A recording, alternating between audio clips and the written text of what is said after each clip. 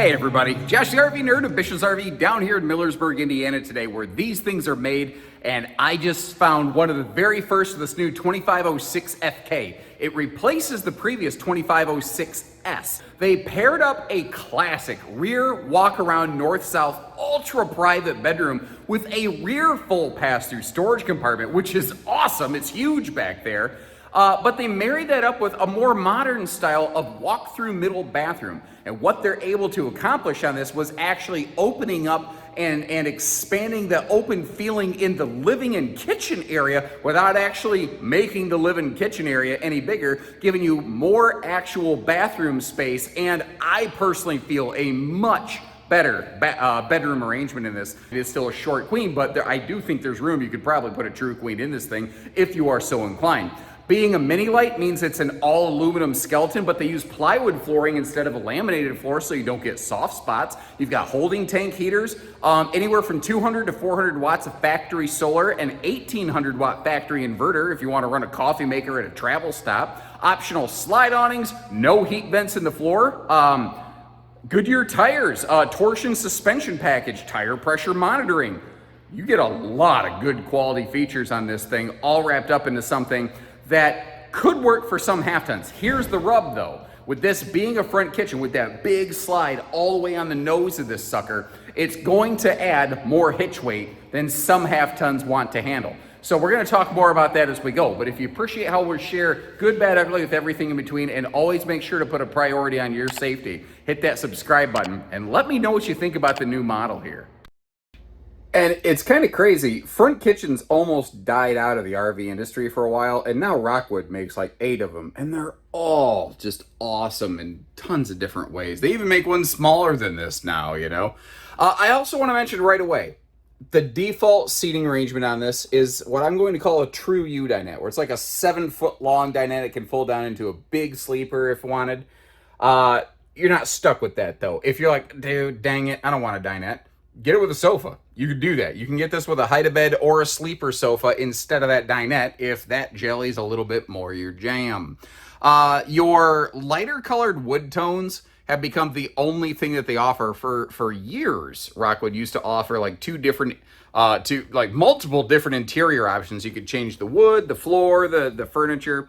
They still give you a darker like furniture skin swaption, but your wood and your floor is the same. They are carpetless and ventless. Now, as soon as I say that, the carpet pad by the door that's not part of the RV, where I clean my scrubby feet when I come in, you know, that comes into view, but you get the idea. Solid surface kitchen countertops, by the way. Notice how they're still giving us a bigger oven. So many manufacturers have actually stopped including ovens, period, and Rockwood's still giving us a big one. This is also one of the floor plans where a front windshield makes tons of sense to me. In a lot of RVs, they don't always make a lot of sense to me because they're so often buried up in a bedroom. And, you know, I've got windows in my personal bedroom at home. The shades are almost never open. We keep those curtains pulled tight. We just appreciate our privacy there. I'm guessing I'm not alone on that. So having a front living, a front kitchen, windshields make tons of sense to me. And of course, they do look Dr. Smexy pants like crazy on the outside. So that's always a thing. Good drawer space in this one. And I like how they didn't bury the drawers behind like a cabinet door. Sometimes manufacturers will do that because ironically, the door front on that drawer, that's actually the most expensive part of it. So if manufacturers can install one cabinet door instead of multiple drawer fronts, it actually ends up saving money. Now, don't get me wrong. I don't mind when an RV costs less money. Certainly, I don't want it to cost more just for the sake of it. But there's certain juice that genuinely, I think, is worth the squeeze. That's not carpet, by the way. That's some marine woven stuff. And if you want to argue that it qualifies the definition of carpet, fine. But it's not shag carpeting, which is what everybody understands as carpet. So that table's free floating, by the way, if you want to get that out of there. Like, if you do want the dinette, because maybe sometimes you need a guest sleeper, but you want some rainy day living space, you can do that too. Now, as I'm staring at these big windows, I'm thinking, wow, nice airflow. And then I realized this RV has almost absolutely no campsite window coverage that you can see from your seating area. I don't know that that's the point of this RV, though. I feel like this RV is something to give you some, eating, sleeping comfort, give you a place to sit down to have a meal. If, you want to play cards with some friends, you got the perfect little place to do that. But it's just kind of an interior rest stop before you go outside and do the fun, is kind of how it strikes me. Now, the whole entertainment center, they kind of pushed it back, flattened it back, and it got a little boxier, but it also made this space look and feel so much more open. And that's the funny thing, the RV didn't get any bigger. It definitely feels bigger and better in here, though, and I'm not mad about that. That is a 12-volt smart TV, by the way, and that's also a 15,000 BTU Coleman Mach Air, which is a little bit quieter variety of air conditioner, so that thing won't roar like Katy Perry, especially since if you start looking, they actually double duct the air system, and every single vent can turn and close basically however you want it to. And instead of just prepping the entry door for a privacy shade in the window, they just go ahead and install it, because that right there is 101 level Rockwood doing Rockwood things. Now take a look at this new variety of fridge. I kind of like it. They put the fridge section on top and a pull-out freezer drawer on bottom, which is kind of almost very residential trendy-ish. Now, if you look at this kitchen, in that big L-shaped kitchen counter, there's a chunk of kitchen space there that you really can't access from the inside. The good news is that it's not wasted. It's actually an outdoor mini fridge. They buried that under the kitchen counter in an area that you can't use from the inside, so that you reclaim the function of that space and nothing goes to waste. I think it's really smart. And if you don't care about an outside fridge, that's okay. You can always just take it out of there. But one of the cool things is, unlike most RVs, this has a factory standard inverter. It's 1800 watts. It won't run the air, it won't run the microwave. It would run some CPAP machines. It would run a lot of coffee makers, and it can run that outside fridge, if I'm not mistaken, in transit. Although this RV's refrigerator remains actually functional very easily in transit. What I don't know, I never thought about this. I have never been in this RV. It's new.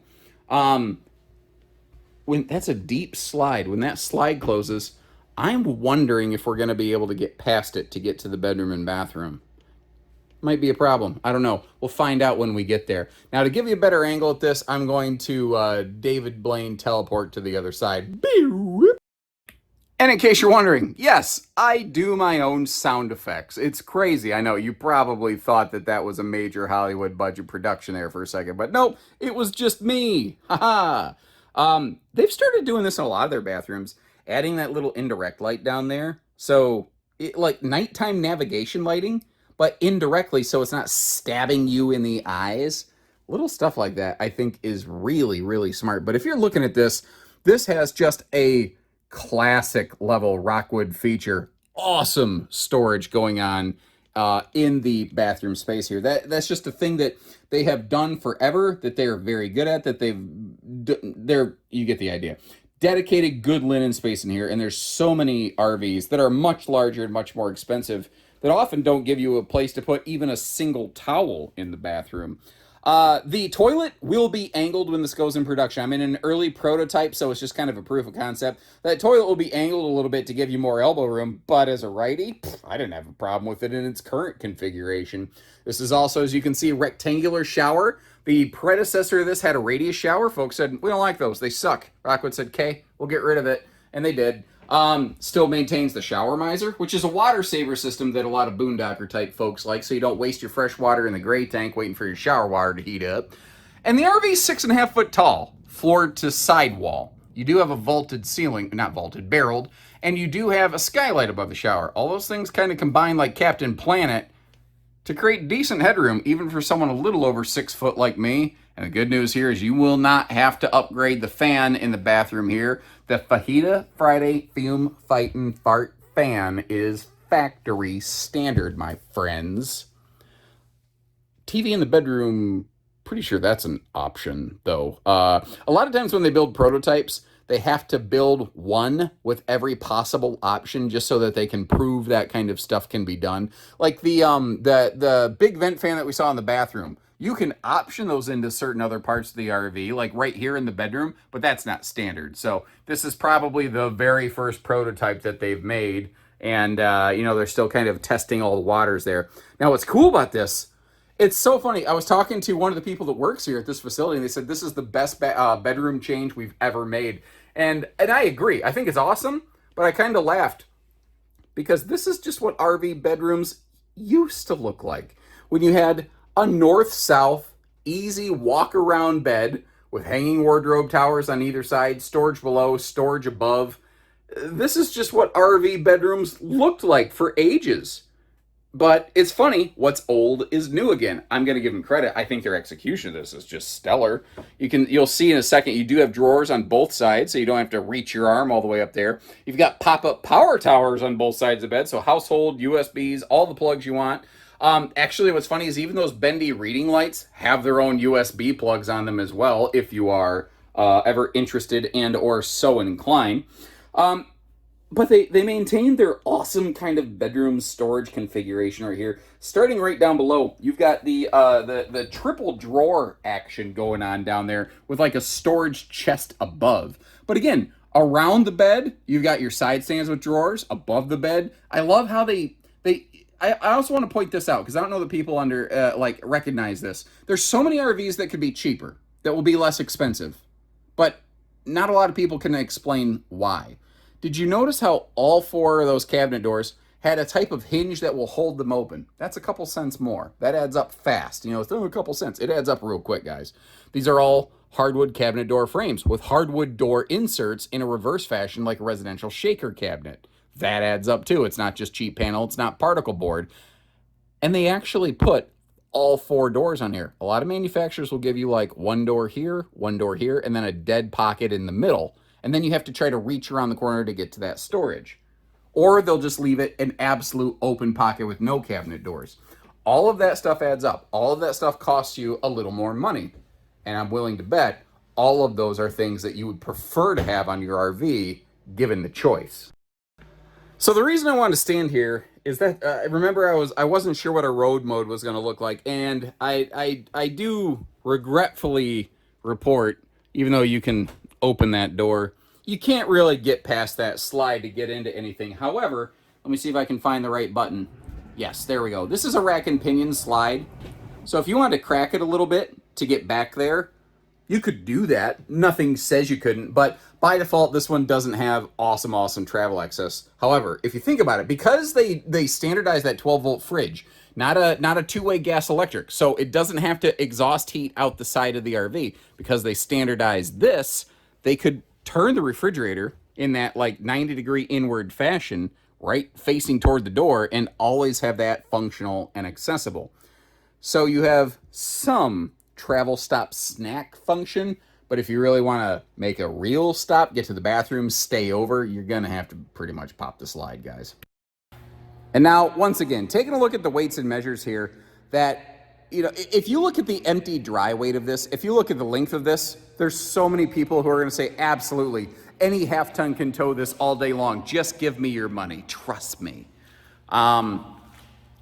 Sometimes they will be right. Sometimes they will not. Because this has that big, deep slide dead on the nose of this Mini Lite, it's going to have a heftier hitch weight than some other things.